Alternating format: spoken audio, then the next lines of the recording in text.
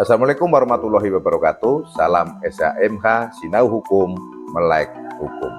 Pemirsa SHMH yang saya hormati, yang berbahagia, semoga seluruhnya dalam keadaan sehat walafiat dan tetap semangat mengikuti channel SHMH, channel yang mempelajari KUHP baru. Saat ini kita masuk ke video ke-75. Angka 75 menurut saya cukup banyak ini, sehingga untuk penonton yang baru memulai mengikuti channel ini, silahkan ikuti dari video yang episode 1, 75 dan sampai seterusnya nanti. Subscribe juga untuk mendukung channel ini, nyalakan lonceng tanda notifikasi, sehingga untuk video-video yang diupload oleh channel SHMH langsung bisa termonitor. SHMH sampai hari ini mengunggah 2 video setiap hari, pagi hari ya sekitar jam 6, setengah 7 itulah ya, pagi hari, dan jam 5 sore, sehingga satu hari 2 video. Kita akan membahas bab 5. Bab 5 KUHP baru ini membahas tentang tindak pidana terhadap penyelenggaraan rapat lembaga legislatif dan badan pemerintah. Ini yang satu namanya legislatif, yang satu namanya badan pemerintah. Jadi tidak dalam posisi yang eksekutif gitu ya. Mungkin karena coba nanti seperti apa ke depan. Mungkin ini lembaga yang dimaksud lembaga pemerintah ini tidak hanya eksekutif saja, tapi juga mungkin lembaga-lembaga pemerintah yang lain, gitu kan?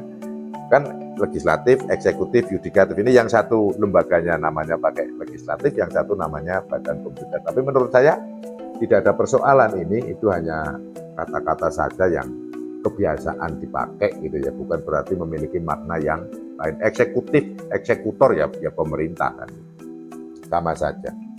Pasal 232 KUHP baru.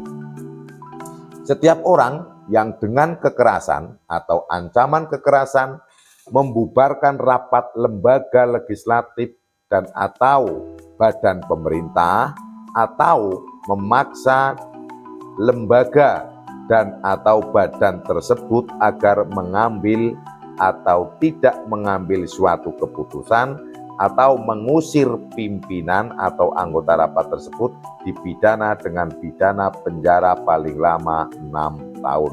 Wah, ini unsurnya cukup banyak. Saya sampaikan, orang-orang, setiap orang itu ya orang, bisa korporasi bisa, kan gitu kan. Kemudian kekerasan ya melakukan kekerasan terhadap orang maupun barang, terhadap orang, mulai dari menakut-nakuti, mulai dari memukul, menyeret, mengusir dengan kata-kata maupun dengan tindakan fisik, itu kekerasan. Kemudian ancaman kekerasan, kalau kalian masih di sini, masih rapat, maka kami akan bla bla bla bla. Itu ancaman untuk melakukan kekerasan, kan gitu. Baik secara fisik, tujuannya fisik maupun fisikis, kan gitu. Membubarkan rapat lembaga legislatif, ya membubarkan berarti, kalau membubarkan ini berarti mereka sedang melakukan rapat, maka yang pelaku ini datang dengan kekerasan dan atau ancaman kekerasannya, maka yang rapat ini jadi bubar, tidak bisa dilanjutkan, kan gitu, baik oleh legislatif maupun oleh badan pemerintah. Ini yang selanjutnya, atau memaksa lembaga agar mengambil atau tidak mengambil keputusan, kan gitu. Nah, ini misalnya ini ya, kelompok yang melakukan kekerasan tadi, yang melakukan ancaman kekerasan ini memiliki keinginan tertentu, misalnya agar legislatif atau badan pemerintah ini memutuskan A gitu. Nah, supaya ini tercapai cita-citanya, tercapai keinginannya, maka pada saat rapat itu dipaksa untuk memutuskan A, kan gitu, oleh si pelaku ini. Atau sebaliknya, pada saat rapat jangan sampai untuk memutuskan B lah. B ini hal yang bertolak belakang dengan keinginannya si kelompok A ini tadi. Jadi memaksanya adalah untuk memutus atau untuk memutus. Yang tidak memutus berarti karena yang diinginkan oleh kelompok ini adalah bertentangan dengan yang akan diputus oleh legislatif atau badan pemerintah. Mengusir pimpinan, ya siapa yang menjadi pimpinan di situ diusirlah oleh mereka.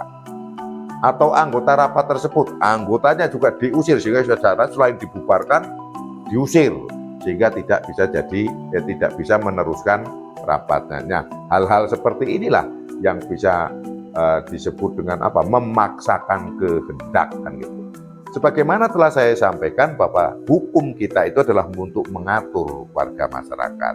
Nggak boleh seperti itu, memaksakan kehendak, memaksa legislatif untuk mengambil keputusan, untuk tidak mengambil keputusan, memaksa badan pemerintah untuk mengambil keputusan, untuk tidak mengambil keputusan seperti yang diinginkan oleh kelompoknya. Nggak bisa seperti itu, salurannya sudah jelas. Silahkan seluruh warga negara Kesatuan Republik Indonesia memberikan aspirasi, pemikiran, saran, dan sebagainya, namun tidak bisa adanya pemaksaan kehendak, kan seperti itu.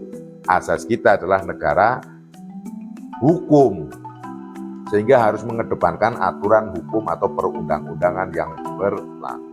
Kekerasan terhadap ancaman kekerasan ini tidak hanya terhadap orang, bisa juga terhadap barang. Misalnya barang ya meja, kursi, perlengkapan yang ruang rapat itu dirusak atau dibakar, kan gitu. Itu termasuk kekerasan. Mobil-mobil kendaraannya, kan gitu.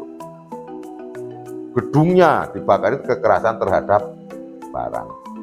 Pasal 233 KUHP baru. Setiap orang yang dengan kekerasan atau ancaman kekerasan merintangi pimpinan atau lembaga legislatif dan atau badan pemerintah untuk menghadiri rapat lembaga dan atau badan tersebut untuk menjalankan kewajibannya dengan bebas dan tidak terganggu dalam rapat lembaga dan atau badan tersebut dipidana dengan pidana penjara paling lama 3 tahun atau pidana denda paling banyak kategori 3. Nah, kalau tadi ini memaksakan dan suruh memutuskan sesuatu atau tidak memutuskan, bahkan mengusir. Kalau ini enggak, ini lebih pinter, ini lebih minteri ini kan. Cuma merintangi, ya, merintangi. Sebagai contoh begini, akan ada agenda rapat di legislatif atau di badan pemerintah hari Senin jam 9 pagi, kan gitu.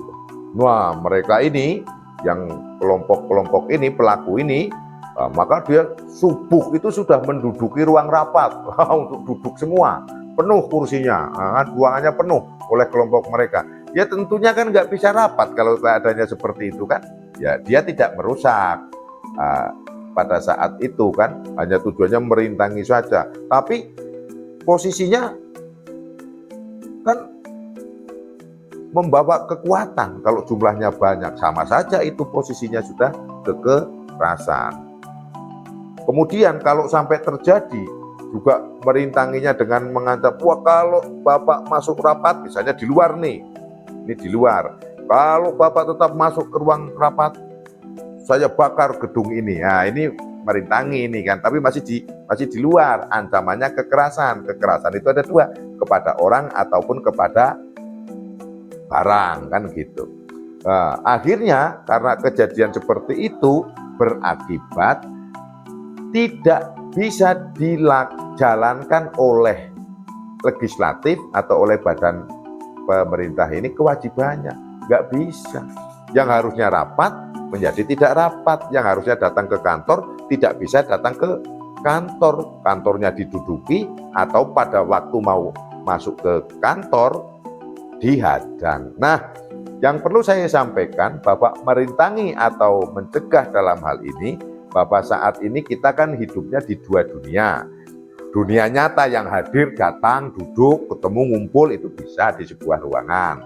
Bahasa saya ya konvensional, rapat konvensional. Namun tidak jarang juga rapat yang dilakukan dengan sarana teknologi informatika. Ya kan? Pakai Zoom meeting. Nah, ini merintanginya beda lagi. Bisa jadi listriknya dipadamkan atau jaringan wifi-nya ditrobelkan. Ini kan akhirnya tidak bisa rapat, tidak bisa Zoom meeting karena salurannya terganggu. Kan gitu, sinyalnya terganggu, listriknya terganggu. Sama saja. Ini juga melakukan kekerasan terhadap barang yaitu listrik atau wifi itu tadi, ya kan? Yang akhirnya merintangi sehingga kewajiban melaksanakan tugas orang-orang yang semestinya rapat, baik badan pemerintah ataupun anggota legislatif ini tidak bisa terlaksana. Dan itu sangat merugikan. Maka ada ancaman hukumannya, yaitu 3 tahun atau pidana denda paling banyak kategori 3. Demikian yang bisa saya sampaikan dalam video ini. Ada salah mohon maaf, berikan saran yang membangun untuk bisa menambah wawasan saya dalam membawakan sinau hukum, melek hukum. Wassalamualaikum warahmatullahi wabarakatuh. Terima kasih.